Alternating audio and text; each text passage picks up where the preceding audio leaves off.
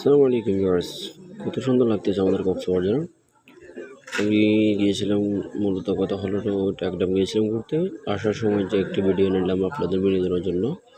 দেখুন খুব সুন্দর লাগতেছে ভিডিওটা। আলহামদুলিল্লাহ, কক্সবাজার থেকে আসার সময় এই যে টেকনাফ থেকে আসার সময় যে কত সুন্দর একটি জায়গা দেখেছিলাম, আসলে দেখতে খুব সুন্দর লাগছিল। তাই যারা কক্সবাজার ঘুরতে আসেন তাদেরকে বলতেছি, এই যে আমি রুটটা আপনাদের জন্য একটু ভিডিও করে আপনাদেরকে বিনোদন দেওয়ার জন্য দেখেছিলাম।